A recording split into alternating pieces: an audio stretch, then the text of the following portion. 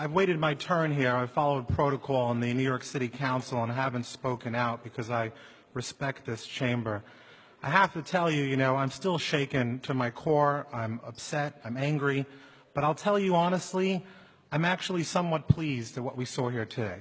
If you're wondering why I'm saying that, is because for the last few weeks, we've heard from people who said, oh, we don't dislike Jews. We only dislike the state of Israel. We have no problem with you. We simply don't want you to go to Israel. But we know that's not really at the core of what they were saying, and today they proved it.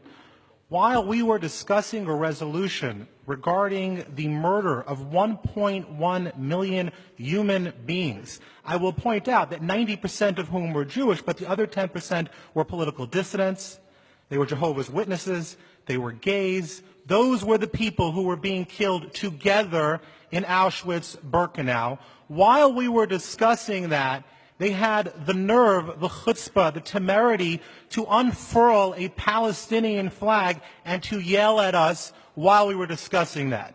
And so the reason I'm pleased is because we can stop pretending that this is about Israel when the reality is that every Middle Eastern country that is in existence today is not democratic and persecutes people of other faiths and persecutes gays and persecutes people who disagree with them and persecutes people on Twitter and persecutes women who drive, except for one country, which is the state of Israel. And so what you saw here today was naked, blind, anti-Semitism. That's what you saw, and that's what you watched, and that's what you witnessed. People who are upset for one reason. Do you want to know why they're angry? Do you want to know why they're unfurling that flag today? Because Hitler did not finish the job. He only wiped out half of my family. And only by the grace of God is the other half, me, the grandchild, still alive today. That's why those people are upset. Shame on them.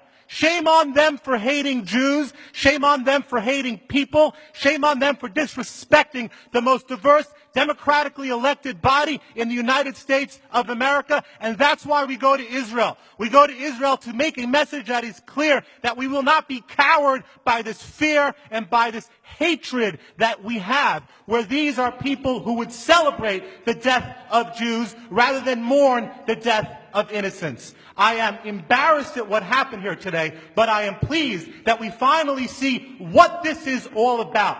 Good old-fashioned anti-Semitism. Thank you. Councilmember Mealy.